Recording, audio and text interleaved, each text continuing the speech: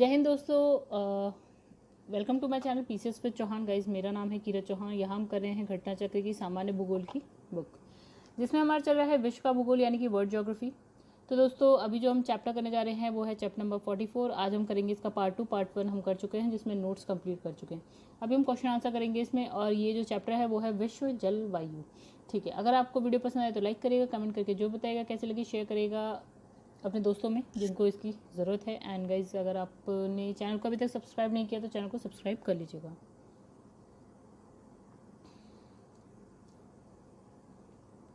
तो दोस्तों, इंडेक्स देखते हुए चलेगा दोनों साइड। और तो गाइज, अभी जो हम पहुंचे हैं वो है चैप्टर नंबर 44 यानी कि विश्व जलवायु। इसके बाद जितने भी चैप्टर्स हैं वो भी आप देख सकते हैं कि हमें बाकी और क्या क्या करना है। तो गाइज, अगर पसंद आए तो प्लीज़ चैनल को ज़रूर सब्सक्राइब करेगा। तो गाइज, हम लोग देखिए जो नोट्स हैं वो कर चुके हैं। अभी हम क्वेश्चन आंसर करेंगे। तो देखिए, पहला क्वेश्चन लिखा है, अलग अलग ऋतुओं में दिन समय और रात्रि समय के विस्तार में विभिन्नताएं किस कारण से होती हैं। ठीक है, चलिए पढ़ते हैं। तो लिखा है कि पृथ्वी का अपने अक्ष पर घूर्णन। दूसरा लिखा है पृथ्वी का सूर्य के चारों ओर दीर्घवृत्तीय रीति से परिक्रमण। फिर तीसरा लिखा है कि स्थान की अक्षांशीय स्थिति। चौथा लिखा है यहाँ पृथ्वी का नत अक्ष पर परिक्रमण। तो गाइस, हमारा जो आंसर है वो है बी यानी कि 2 और 4। 2 और 4 क्या लिखा है? एक लिखा है कि पृथ्वी का सूर्य के चारों ओर दीर्घवृत्तीय रीति से परिक्रमण, यानी इसका मतलब हो गया कि जो पृथ्वी है वो सूर्य के चारों ओर ऐसे करके घूम रही है। फिर फोर्थ वाला है कि पृथ्वी का नत अक्ष पर परिक्रमण। ठीक है, चलिए समझे। इसमें लिखा है पृथ्वी अपनी दूरी पर झुकी हुई है, बिल्कुल 23.5 डिग्री। यदि पृथ्वी अपनी दूरी पर झुकी ना होती तो सर्वत्र दिन रात बराबर होते। मतलब इसने कहा कि पृथ्वी जो है बिल्कुल सीधी तो नहीं है, तो अपनी जो धुरी यानी अक्ष पर थोड़ा सा झुकी हुई, कितनी 23.5 डिग्री झुकी हुई है। ठीक है, इसने कहा अगर ये सीधी होती तो क्या होता है, दिन रात बराबर होते हैं, लेकिन ऐसा होता नहीं फिलहाल, क्योंकि वो झुकी हुई है पृथ्वी। तो इसी प्रकार यदि पृथ्वी सूर्य की परिक्रमा ना करती तो एक गोलार्ध में दिन सदैव बड़े और रात छोटी होती है, और दूसरे गोलार्ध में रातें बड़ी और दिन छोटे। तो मतलब इसने कहा कि अगर पृथ्वी जो है सूर्य का चक्कर नहीं काटती तो यहाँ पे दिन बड़े और रातें छोटी, और यहाँ पे रातें बड़ी और दिन छोटे होते। ठीक है, परंतु विषुवत रेखीय भाग को छोड़कर विश्व के अन्य सभी भागों में क्या होता है, विभिन्न ऋतुओं में दिन रात की लंबाई में अंतर होता है। मतलब इसने कहा विषुवत रेखा पे तो 12 घंटे का दिन और 12 घंटे की रात होती है, लेकिन उसके अलावा हर जगह दिन रात की लंबाई में अंतर होता है। अब इसमें विषुवत रेखा पर सदैव दिन रात बराबर होते हैं। चलिए आगे बढ़ते हैं। अब लिखा है महाद्वीपों, ये क्वेश्चन आया है IAS 2013। अब लिखा है महाद्वीपों के अंतस्थों का वार्षिक ताप परिसर तटीय क्षेत्रों की अपेक्षा अधिक होता है। बिल्कुल ठीक है, इसका कारण क्या कारण है? ठीक है,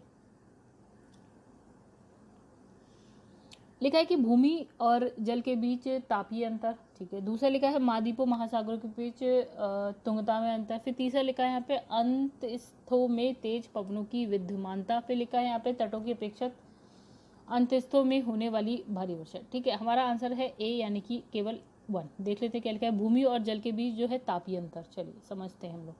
तो वैसे यहाँ लिखा है महाद्वीपों के आंतरिक भाग का जो है वार्षिक ताप परिसर तटीय क्षेत्रों की अपेक्षा क्या होता है, अधिक होता है।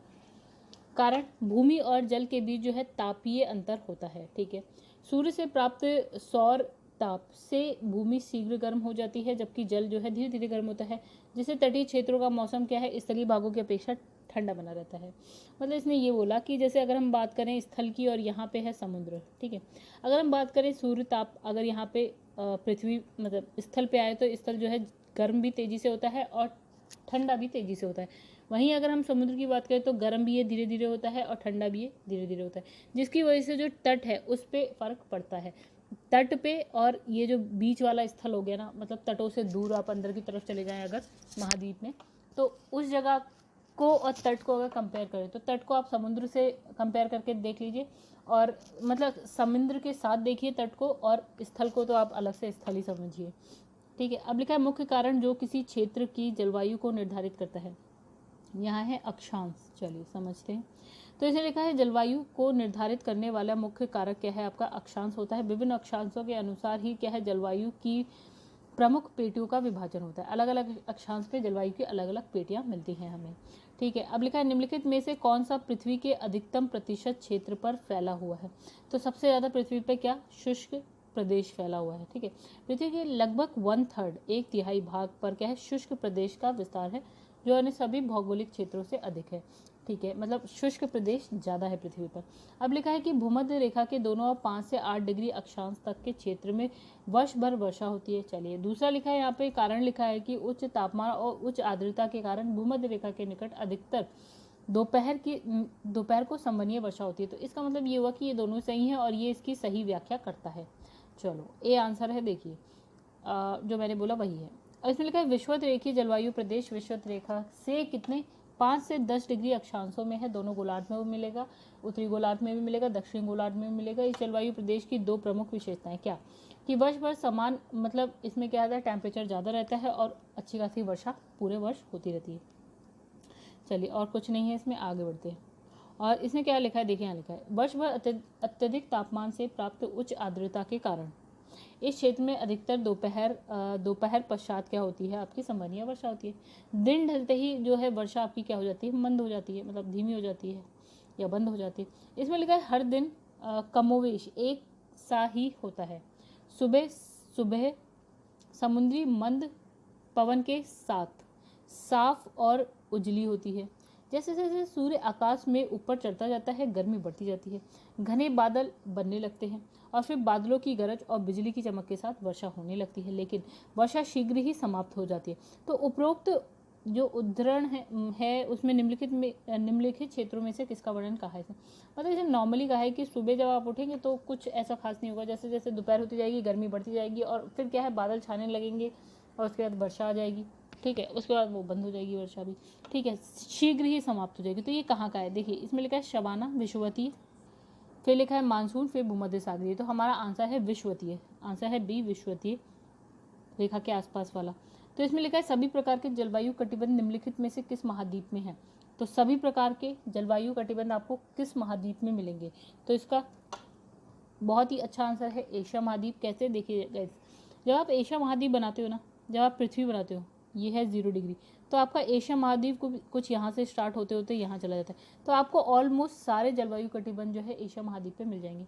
और लिखा है एशिया महाद्वीप का विस्तार जो है विषुवत रेखा से उत्तरी ध्रुव तक है, जिससे क्या है सभी प्रकार के जलवायु कटिबंध इसमें समाहित है। अब लिखा है निम्नलिखित देशों में से कौन जो है भूमध्य रेखीय जलवायु के अंतर्गत नहीं पाया जाता है।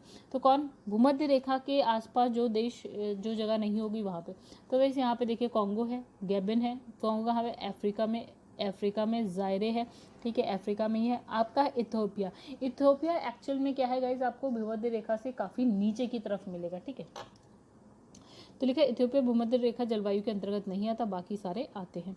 ठीक है, आज लिखा है किसी एक भौगोलिक क्षेत्र की सुस्पष्ट विशेषताएं। इथियोपिया गाइज कहाँ पे है, अफ्रीका महाद्वीप में ही है। ठीक है, अब लिखा है किसी एक भौगोलिक क्षेत्र की सुस्पष्ट विशेषताएं निम्नलिखित है। क्या, एक हो गया आपका कोष्ण और शुष्क जलवायु, दूसरा है सुहावना आर्द्र शीतकाल, फिर है सदाबहार ओक वृक्ष। ठीक है, तो लिखा है उपरोक्त विशेषताएं निम्नलिखित में से किस एक क्षेत्र की सुस्पष्ट विशेषता है। तो आंसर है भूमध्य सागरीय क्षेत्र की। ठीक है, इसमें लिखा है गर्मियों में कोष्ण और शुष्क जलवायु, आनंददायक और आर्द्र शीतकाल, सदाबहार ओक वृक्ष। उपयुक्त सभी विशेषताएं कहाँ, भूमध्य सागरीय क्षेत्र की जलवायु से संबंधित है। चलिए निम्नलिखित में से कौन सी एक उष्णकटिबंधीय सवाना प्रदेश की जलवायु की मुख्य विशेषता है।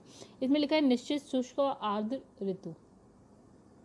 उष्णकटिबंधीय सवाना प्रदेश की जलवायु की प्रमुख विशेषताएं, स्पष्ट शुष्क और आर्द्र ऋतुएं, वर्ष भर उच्च तापमान, अधिक सूर्यताप। यहाँ औसत वार्षिक वर्षा जो है 500 से लेकर 2000 मिलीमीटर के बीच है और कभी भी महीनों में किसी भी महीने में 20 डिग्री सेंटीग्रेड से नीचे तापमान नहीं जा पाता, मतलब 20 डिग्री से ज़्यादा ही टेम्परेचर आपको मिलेगा।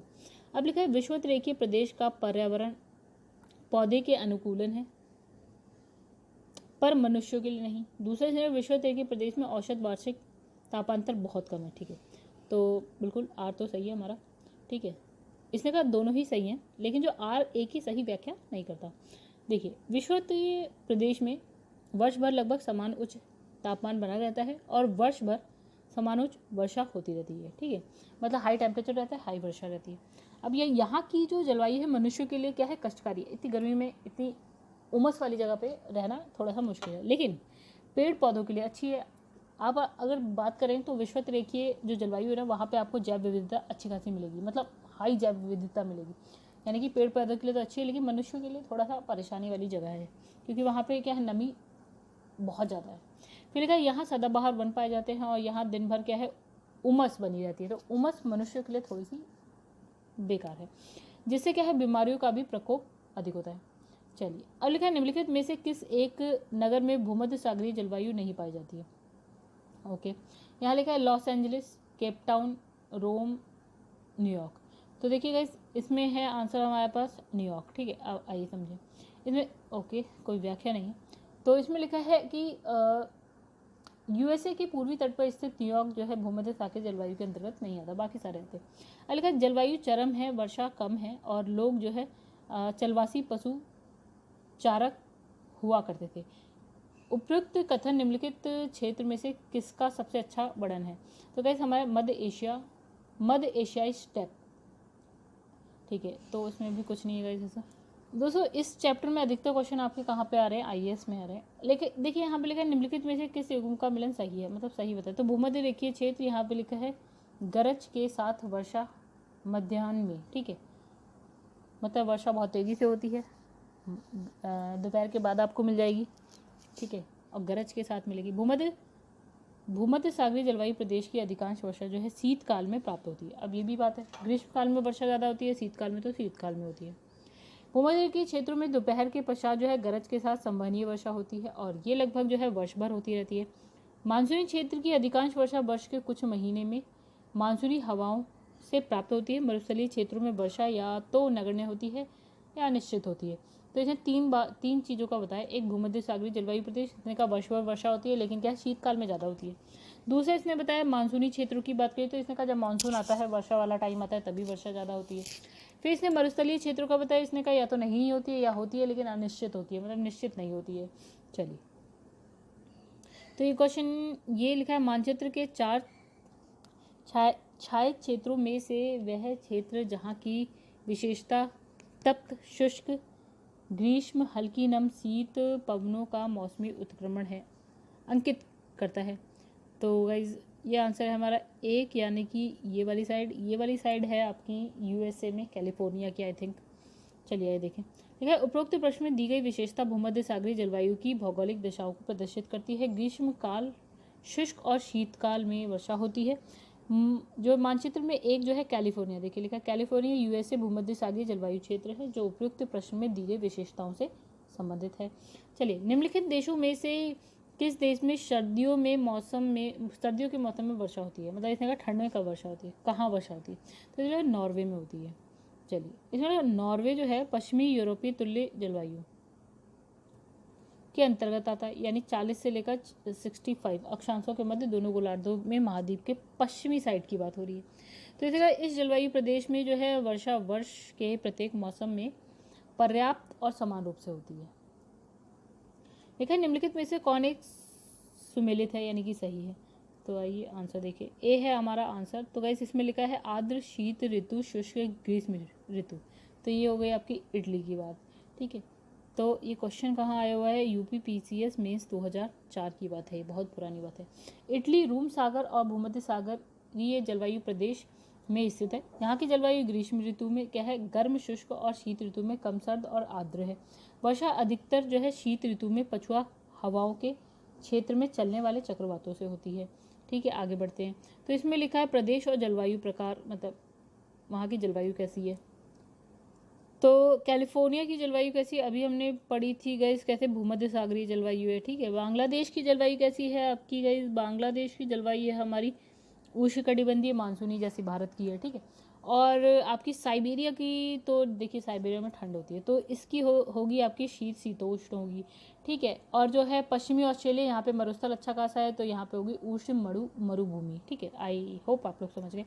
कैलिफोर्निया की ये हो गया ए आंसर, इसका आंसर हो गया सी, इसका आंसर हो गया डी, ये हो गया आपका बी। ठीक है, यही हमारा आंसर। चलिए आगे बढ़ जाते हैं। अब यहाँ पे फिर लिखा है जलवायु की किस्म और क्षेत्र। तो दोस्तों यहाँ पे देखिए क्या है, विश्वतीय देखिए कहाँ पे होगी, कॉन्गो में। कॉन्गो जो है आपका विषुवत रेखा के आसपास मिल जाएगा आपको। ठीक है, भूमध्य सागरीय अभी हमने देखा था कैलिफोर्निया। फिर मानसून हमने देखा है भारत में मानसून ही होती है जलवायु, वैसे ही भारत का पड़ोसी है हमारा, क्या है आपका भारत का पड़ोसी है बांग्लादेश। फिर है सवाना की बात करें तो ये होगी आपकी कहानी सूडान की। तो इसमें लिखा है कॉन्गो मध्य अफ्रीका में स्थित है। यहाँ से विषुवत रेखा गुजरने के कारण क्या है, जलवायु विषुवत रेखीय है। कैलिफोर्निया यूएसए के पश्चिमी भाग पर स्थित है और ये भूमध्य सागरीय बिखरे जलवायु क्षेत्र में से एक है। फिर लिखा है बांग्लादेश दक्षिण एशिया में स्थित है और जो मानसूनी जलवायु क्षेत्र के अंतर्गत आता है। उत्तर पूर्व अफ्रीका में स्थित सूडान में जो है सवाना तुल्य जलवायु पाई जाती है। अब आगे है निम्नलिखित कथनों पर विचार कीजिए।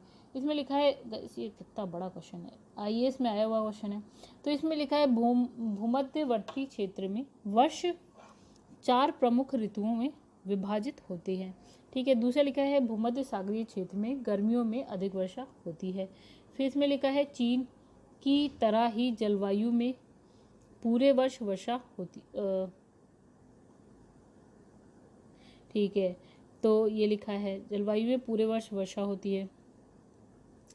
फिर लिखा है उष्णकटिबंधीय उच्च भूमियां विभिन्न जलवायुओं के ऊर्ध्वाधर अनुक्षेत्र वर्गीकरण को प्रदर्शित करती हैं। तो वैसे अगर हम इसमें आंसर की बात करें तो तीसरा सही है और चौथा सही है, पहला दूसरा हमारा क्या है गलत है। ठीक है, देखिए डी आंसर है। अब इसने व्याख्या तो देखो दोस्तों, लिखा है भूमध्यवर्ती क्षेत्रों में मुख्यतः 2 ऋतुएं, पहली होती है ग्रीष्म और दूसरी होती है शीत ऋतु। तो पहला हो गया गलत। देखिए यहाँ पे क्या लिखा था, 4 ऋतु होती है, नहीं गए 2 ही होती है। फिर लिखा है भूमध्य सागरीय क्षेत्रों में वर्षा का अधिकांश भाग शीतकाल में प्राप्त होता है और इसमें लिखा था गर्मियों में यानी कि ग्रीष्म काल में, गलत। फिर इसने लिखा है कि चीन तुल्य जलवायु का विस्तार 25 से 40 अक्षांशों के बीच महाद्वीपों के पूर्वी भाग पर होता है। वर्षा लगभग वर्ष भर समान होती है परंतु शीतकाल में कम होती है, बिल्कुल। फिर नेक्स्ट लिखा है कि उष्णकटिबंधीय उच्च क्षेत्र, ये वाला सही था आपका गाइस। तो फिर लिखा है उष्णकटिबंधीय उच्च क्षेत्र या पर्वतीय क्षेत्र में विभिन्न प्रकार की जलवायु दशाएं ऊर्ध्वाधर रूप में वर्गीकृत की जा सकती हैं। यहाँ उष्णकटिबंध से लेकर शीतोष्ण और शीत कटिबंध तक की जलवायु दशाएं देखी जा सकती हैं। तो आपका चौथा भी सही है। तो गाइस नेक्स्ट क्वेश्चन है गाइस, यहाँ पे लिखा है भूमध्य सागरीय प्रदेशों में जाड़ों में वर्षा होती है। फिर लिखा है जाड़े में यहाँ पछुआ हवाएं चलती हैं। चलिए आइए देखिए। तो गाइस देखिए ये तो गलत है, ठीक ओके, ठीक है गाइस, ये भूमध्य सागरीय है, मुझे लगा विषुवत रेखी भूमध्य रेखा। ठीक है, भूमध्य सागरीय जो प्रदेश होते हैं वहाँ पे क्या होती है, मैक्सिमम जो वर्षा होती है वो कब होती है, शीतकाल में होती है यानी कि जाड़ों में होती है, बिल्कुल सही है। दूसरे इसमें लगा जाड़ों में यहाँ कौन सी हवाएं चलती हैं, बिल्कुल पछुआ हवाएं चलती हैं। और जब आप देखते हैं कि जाड़ों में जो पंजाब वाला एरिया है, भारत में अगर हम बात करें तो पंजाब वाला एरिया है या फिर जो हिमाचल प्रदेश वाला एरिया है, जो ठीक है, जो आपकी जो हिमालय की साइड इधर उत्तर वाली साइड है ना, वहाँ पे जो बारिश होती है वो इन्हीं हवाओं की वजह से होती है। ठीक है, इसका मतलब ए और आर दोनों सही है, मतलब कथन कारण दोनों सही है और जो कारण है कथन की सही व्याख्या भी करता है। देखिए यहाँ पे क्या लिखा है, भूमध्य सागरीय जलवायु का जो है आविर्भाव ऋतुवत स्थानांतरण के कारण होता है। ग्रीष्मकाल में सूर्य के उत्तर, देखिएगा इसमें मैं कुछ भी ऐसा नहीं है जो हम पहले नहीं पढ़ चुके, इसमें हम सारी चीज़ें पढ़ी हुई ला रहे हैं। ठीक है, मतलब जहाँ नया होगा वहाँ मैं बता दूंगी, फिलहाल सब पुराना है। तो इसमें लिखा है ग्रीष्मकाल में सूर्य की उत्तरायण स्थिति के कारण क्या होता है कि वायुदाब की सभी पेटों में उत्तर की ओर खिंचाव हो जाता है, जिससे इन प्रदेशों पर क्या है उपोष्ण कटिबंधीय उच्च वायुदाब का विस्तार हो जाता है और प्रति चक्रवाती दशाएं और शुष्क व्यापारिक हवाएं व्याप्त हो जाती हैं। फिर लिखा है ग्रीष्मकालीन हवाएं प्रायः क्या होती हैं, शुष्क होती है, मतलब यहाँ बारिश ग्रीष्मकाल में नहीं होती है। तो शीतकाल में जब सूर्य का दक्षिणायन स्थिति होती है तो इस प्रदेश में ऊपर पछुआ हवाओं का विस्तार होता है, जिसके साथ मध्य अक्षांशों में उत्पन्न चक्रवातों का आगमन होने से जो है वर्षा होती है। ठीक है, अब पछुआ हवाएं जो है चूंकि सागर के ऊपर से होती हुई जाती है, इसलिए क्या होता है पश्चिमी तटीय भागों में क्या होती है पर्याप्त वर्षा प्रदान होती। मतलब गाइस देखिए मैंने एक्सप्लेन नहीं किया है क्योंकि हम पहले कर चुके हैं। अब इसमें लिखा है भूमध्य सागरीय क्षेत्र में भारी वर्षा कब होती है, तो फिर वही वाली बात हो गई, जाड़ों में होती है, शीत ऋतु में, शीतकाल में होती है। नेक्स्ट लिखा है उत्तर पश्चिम यूरोप के बंदरगाह साल भर क्या होते हैं, खुले रहते हैं। उत्तर पश्चिम मतलब हो गया गाइस ये होता है उत्तर, ये होता है पश्चिम, यानी कि यहाँ की बात कर रहा है। अब लिखा है दक्षिण पश्चिमी हवाएं, दक्षिण पश्चिमी हवाएं यानी कि कुछ इस तरह से चल रही होगी। तो ये क्या है साल भर उत्तर पश्चिमी यूरोप के ऊपर बहती रहती है। तो गाइस बात तो दोनों ही सही है, लेकिन अब बात यह है कि इसने कहा कि जो कथन भी सही है, कारण भी सही है, लेकिन ये इसकी सही व्याख्या नहीं करता है। ठीक है, देखिए समझते हैं हम लोग। देखिए क्या होता है कि पश्चिमी यूरोपीय जलवायु प्रदेश में क्या है, तापमान पर सागर जो जलधारा है और प्रचलित वायु का जो है पर्याप्त प्रभाव होता है। यानी अगर हम यहाँ पे यूरोप की बात करें, इधर होता है अटलांटिक सागर, तो यहाँ पे देखिए जलधाराएं भी चलती हैं। ठीक है, उसका भी फर्क पड़ता है। ठीक है, और जो मतलब जलधाराओं का भी फर्क पड़ा है और जो वहाँ पे हवा है उसका भी फर्क पड़ा है। तो लिखा है यूरोप का विस्तार जो है पछुआ पवन की पेटी में होता है। पछुआ पवन कहाँ से कहाँ तक होती है, 30 डिग्री से लेकर आपकी 60 डिग्री तक पाई जाएंगी। ठीक है, तो पछुआ पवनों की पेटी में होता है। अधिकतर समय क्या होता है, पवनें दक्षिण पश्चिम से चलती हैं, यानी कि कैसे चलती हैं, कुछ इस तरह से चलती हैं। तो ये हो गया, देखिए ये होता है ना दक्षिण पश्चिम, यानी कि ये वाली साइड तो दक्षिण पश्चिम से चलती हैं। ठीक है, तो देखिए पछुआ पवन तो उत्तरी गोलार्ध में वैसे भी ऐसे ही चलती है। ठीक है, यूरोप में किसी भी पर्वत का विस्तार उत्तर से दक्षिण की ओर नहीं है। उत्तर से दक्षिण की ओर मतलब कुछ इस तरह से, ठीक है, नहीं है।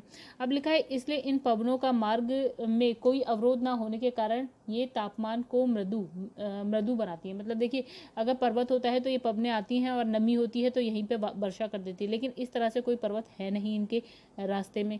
अब यहाँ लिखा है कि उत्तर अटलांटिक प्रवाह का गर्म जल पश्चिमी यूरोप के तटों के आसपास सागरों के पानी को जमने से रोकती है। इसका मतलब इसने ये कहा कि जो अटलांटिक ओशन है, ठीक है, यहाँ से जो गर्म धारा आ रही है वो यूरोप का जो यहाँ वाला जल है ना, ये क्या करती है, यहाँ पे बर्फ जमने से रोक देती है। ठीक है, यानी बर्फ को जमने नहीं देती है, गर्म जो धाराएं होती है जल की। इसी कारण यहाँ जो है बंदरगाह जो है साल भर खुले रहते हैं। अगर सोचो सागर में जो है बर्फ जम जाए तो बंदरगाह कैसे खुले होंगे, बंद हो जाएंगे। ठीक है, लेकिन जब गर्म धारा आती है तो वहाँ पे हमेशा क्या होता है, पानी जैसा रहता है, बर्फ नहीं जमती है। अरे पछुआ पवनों के कारण इन क्षेत्रों में क्या होती है, अच्छी वर्षा होती है। मतलब यहाँ पछुआ पवनों से वर्षा होती है। जैसे ये यूरोप है, इस तरह से अगर पवन चलेगी तो यहाँ पे अटलांटिक ओशन है, यहाँ से नमी उठाएगी और यहाँ पे क्या करेगी, बारिश कर देगी। तो नेक्स्ट क्वेश्चन है, लिखा है एक मौसम विज्ञान केंद्र के तापमान और वर्षा अभिलेख नीचे दिए गए हैं। तो ये क्वेश्चन आईएएस का होगा गाइस, और तो हो नहीं सकता किसी और में। ठीक है, आईएएस 2001 का क्वेश्चन। तो इसमें देखिए क्या लिखा है, देखिए ऐसा क्वेश्चन आने से रहा अगर आप पीसीएस की तैयारी करते हैं।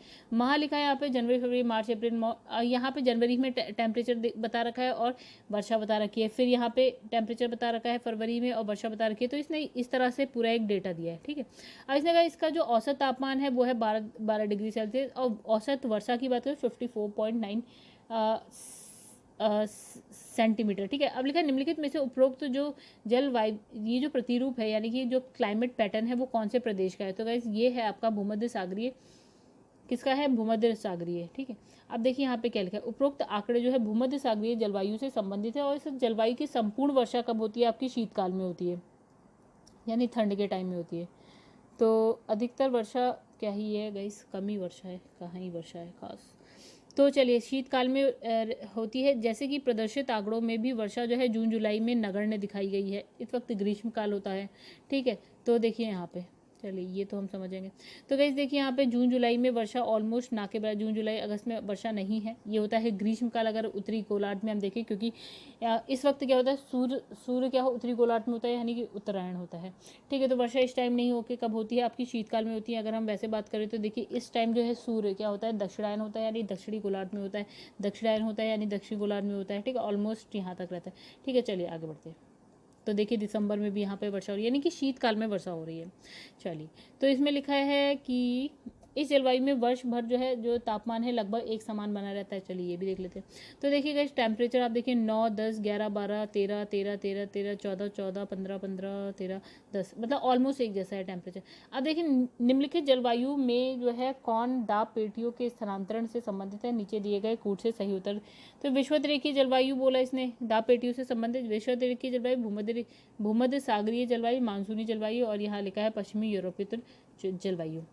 तो इसमें जो आंसर है वो हमारा है भूमध्य रेखीय जलवायु होगा और मानसूनी जलवायु होगी। ये दोनों जो है आपका दाब पेटियों के स्थानांतरण से संबंधित है। चलिए समझे, लिखा है भूमध्य सागरीय जलवायु और मानसूनी जलवायु दाब पेटियों के स्थानांतरण से संबंधित है। हवाओं की वायु भार पेटियों के खिसकाव के कारण मानसूनी हवाओं का भी क्या होता है, आविर्भाव होता है। चलिए नेक्स्ट पे आते हैं।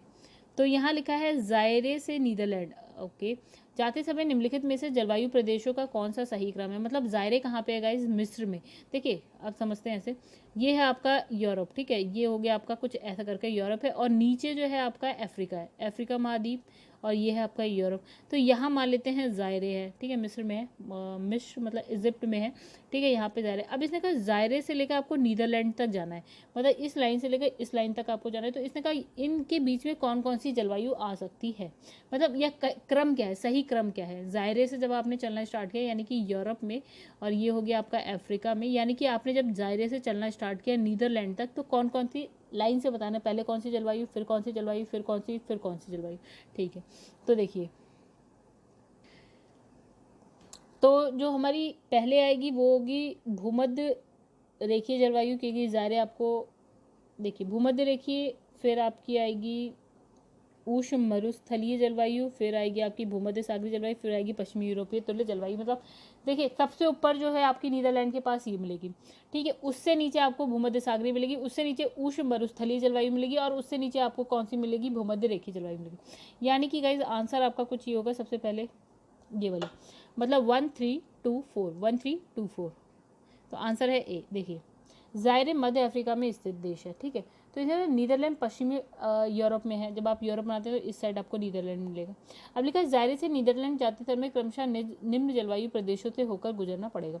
अब देखिए भूमध्य रेखीय जलवायु सबसे पहले, फिर उष्ण मरुस्थलीय जलवायु आएगी, फिर भूमध्य सागरीय जलवायु की, पश्चिमी यूरोपीय जलवायु। देखिए आप जब ऐसे करके बनाते हैं ना, तो यहाँ मान लेते हैं पश्चिमी यूरोपीय जलवायु आ जाएगी, ठीक है। यहाँ पे है आपका भूमध्य सागर, यहाँ भूमध्य सागरीय आ जाएगी। फिर अफ्रीका आता है, तो अफ्रीका में यहाँ पे है सहारा मरुस्थल, तो यहाँ पे हो जाएगी उष्ण मरुस्थलीय जलवायु। और उसके नीचे आप अगर ज़ायरे मान लेते तो भूमध्य रेखीय जलवायु हो गई, ठीक है। अब आप होप सो समझ रहे होंगे कि जो सबसे ऊपर वाली है वो यूरोपीय तुल्य हो गई, बीच वाली ये भूमध्य सागर पे भूमध्य सागरीय हो गई, और यहाँ सहारा मरुस्थल है तो मरुस्थलीय उष्ण मरुस्थलीय हो गई, और नीचे वाली जो है सबसे नीचे जो है भूमध्य रेखीय हो गई, भूमध्य रेखा के आसपास है इसलिए।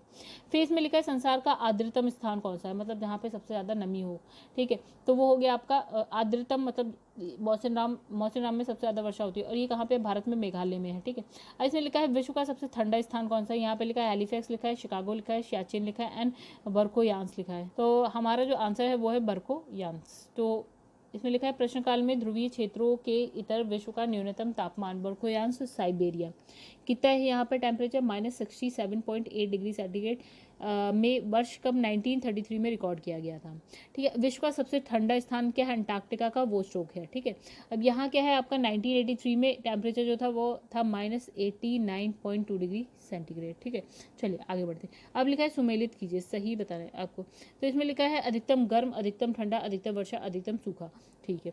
तो देखिए चेरापूंजी हम जानते हैं, देखिए पुराना डेटा है, तो चेरापूंजी की जगह अब तो जो है अधिकतम वर्षा कहाँ पे, मौसिनराम में है। तो अभी अगर देखा जाए इस क्वेश्चन में, वैसे तो गलत हो गया फिर गाइस, क्योंकि देखिए चेरापूंजी की जगह अब होना चाहिए मौसिनराम। अधिकतम ठंडा हम अंटार्कटिका को मान सकते हैं, अधिकतम वर्षा आप चेरापूंजी यहाँ मान लीजिए, लेकिन अब क्या होगा आपका मौसिनराम, ठीक है, ऐसा कुछ होगा।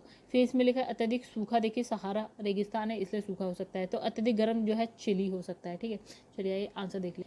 तो वैसे देखिए गर्म जो है सहारा मरुस्थल हो गया, ठंडा जो है अंटार्कटिका हो गया, अधिकतम वर्षा चेरापूंजी की जगह अब होगा मौसिनराम, और यहाँ पे अधिकतम सूखा चिली में हो गया।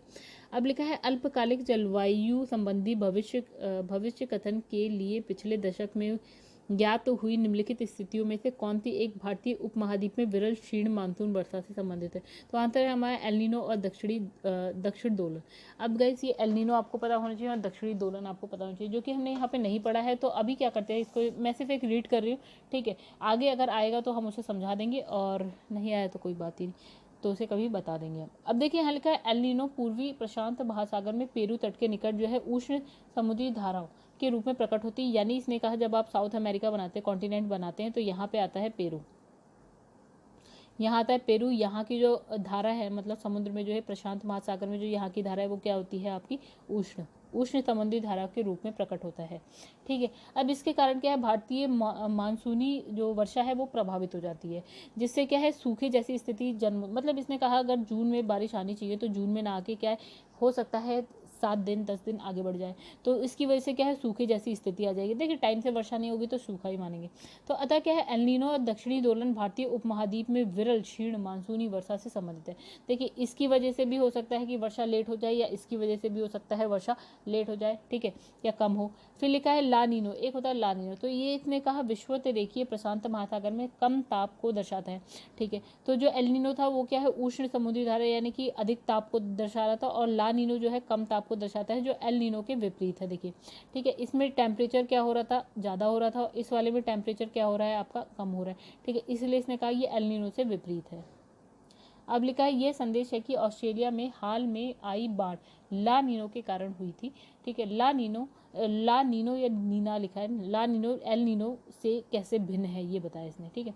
अब इसने कहा ला नीनो जो है आपका विषुवतीय हिंद महासागर में समुद्र में असाधारण रूप से ठंडे तापमान से चरित्रित होता है, जबकि एल नीनो विषुवतीय प्रशांत महासागर में समुद्र के असाधारण रूप से गर्म तापमान से चरित्रित होता है। तो ये गाइस ये तो गलत है।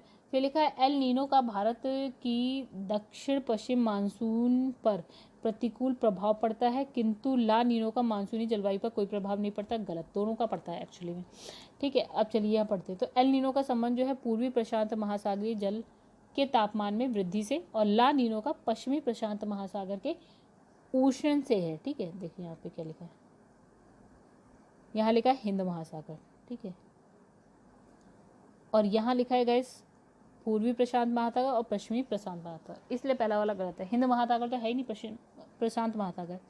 अच्छा, एल नीनो का भारत के दक्षिण पश्चिम मानसून पर प्रतिकूल प्रभाव पड़ता है, जबकि ला नीनो का आविर्भाव के साथ जो है पश्चिमी प्रशांत महासागर के उष्णकटिबंधीय भाग में तापमान में वृद्धि होने और वाष्पीकरण अधिक होने से इंडोनेशिया और ऑस्ट्रेलिया के समीपवर्ती भागों में सामान्य से अधिक वर्षा होती है, ठीक है। ला नीनो से क्या हो रहा है कि सामान्य से अधिक वर्षा हो रही है, और भारत में ग्रीष्मकालीन मानसून अधिक सक्रिय हो जाता है। मतलब यहाँ पे क्या वर्षा बहुत तेजी से बहुत ज़्यादा हो जाएगी। मतलब एल नीनो का ऑपोजिट, एल नीनो से मान लीजिए कि वर्षा नहीं हो रही है और ला नीनो से कुछ ज़्यादा ही हो जा रही है, ये मान लेते हैं। फिर लिखा है एल नीनो बनता है कहाँ, अभी हमने देखा था प्रशांत महासागर में बनता है। फिर लिखा है निम्नलिखित तापमान और वर्षा आंकड़ों पर विचार कीजिए। तो इसमें लिखा है फिर वही है, जनवरी फरवरी टेम्परेचर दे रखा है, वर्षा दे रखी है। तो गाइस वर्षा तो हम देख रहे हैं ऑलमोस्ट एक जैसी ही है, ठीक है। तो यहाँ पे लिखा है ये कहाँ की वर्षा हो सकती है, तो इसमें लिखा है पश्चिमी यूरोपीय तुल्य की दिखा रखी। तो लिखा है उपरोक्त आंकड़े जो है पश्चिमी यूरोप तुल्य जलवायु से संबंधित है, जिसका औसतन तापमान कितना होता है आपका 15 से 21 डिग्री सेल्सियस होता है। तो देख लेते हैं क्या ये 15 से 21 के बीच में ऑलमोस्ट कह सकते हैं, लेकिन गाइस क्या ही है, ठीक है। ये IAS का क्वेश्चन है, नहीं समझ में आए ऐसा जैसे पूछा नहीं जाएगा फिलहाल तो, ठीक है, अगर आप PCS का कर रहे थे। इसमें लिखा है वर्षा वर्ष के प्रत्येक मौसम में पर्याप्त मात्रा में होती है, किंतु शीतकाल की अपेक्षा जो है ग्रीष्मकाल में कुछ कम वर्षा होती है। उपरोक्त आंकड़ों में जो है मई जून जुलाई के में अपेक्षाकृत कम वर्षा दिखाई गई है। वही इसने कहा कि शीतकाल में ज़्यादा और ग्रीष्मकाल में कम होती है। तो इसने कहा कि भैया शीतकाल में आपको ज़्यादा मिल जाएगी और ग्रीष्मकाल में आपको क्या मिल रही है, कम मिल रही है। तो गाइस फिर से यहाँ पे वैसा ही कुछ क्वेश्चन आ गया है। तो यहाँ पे हम क्या देख रहे हैं कि यहाँ पे आपको अच्छी वर्षा मिल जा रही है जून जुलाई अगस्त सितंबर, यानी कि गर्मियों के टाइम में, ठीक है। ग्रीष्मकाल में आपको मिल जा रही है और शीतकाल में अच्छी खासी जो है वर्षा नहीं मिल रही है। तो ये कहाँ का हो गया, चीन प्रकार की प्राकृतिक क्षेत्र में, चीन प्रकार के प्राकृतिक क्षेत्र में, आइए समझे इसे। अब लिखा है चीन तुल्य जलवायु प्रदेश में सामान्यतः वर्ष भर वर्षा होती है, परंतु जो है ग्रीष्मकाल के दौरान इसकी मात्रा अधिक होती है। वही चीज़ इसने यहाँ पे दिखाई ग्रीष्मकाल के टाइम, यानी कि आप यहाँ पे देख लीजिए, यहाँ पे ये जो है आपका मई जून जुलाई अगस्त वाला सितंबर तक में अच्छी खासी वर्षा है, ठीक है। अब इसने कहा जो ग्रीष्मकाल में औसतन तापमान 24 से 26 डिग्री सेंटीग्रेड के मध्य होगा। तो देखिए यहाँ पे जो टेम्परेचर है वो कुछ 24 से 26 मतलब 24-26 के आसपास ही मिल जाएगा आपको, ठीक है। उसके बाद इसने कहा है उपरोक्त जो जलवायु चार्ट में जो है चीन तुल्य जलवायु प्रदेश की विशेषता जो है परिलक्षित होती है, दिखाई देती है, ठीक है।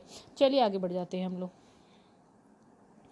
तो IAS का क्वेश्चन है ये भी। अब यहाँ पे एक चित्र बना रखा है गाइज, इसे आप पढ़ लीजिए, क्योंकि ऐसे क्वेश्चन ना पूछे जाएंगे ना इस पर टाइम वेस्ट करना चाहिए हमें। IAS 1995 का क्वेश्चन है ये।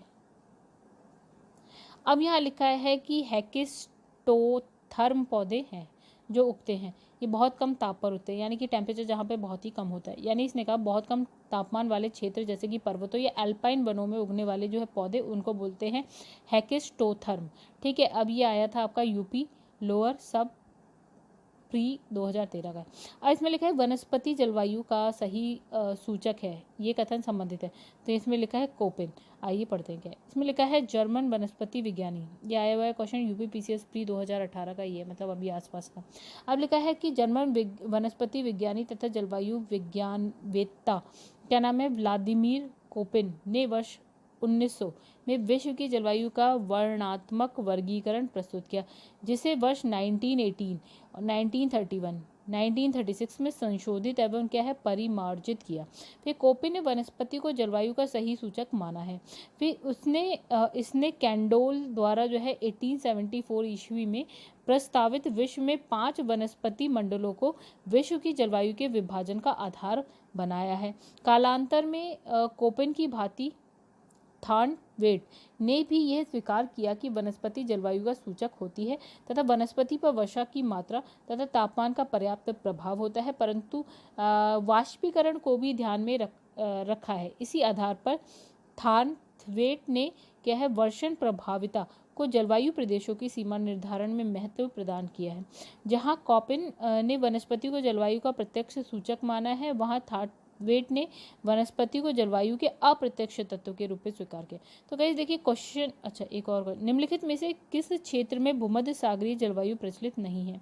तो आंसर यहाँ पे पंपास में। ठीक है, बाकी मध्य चिली में है, आपका एडिलेड में है, केपटाउन में है, लेकिन पंपास में नहीं है।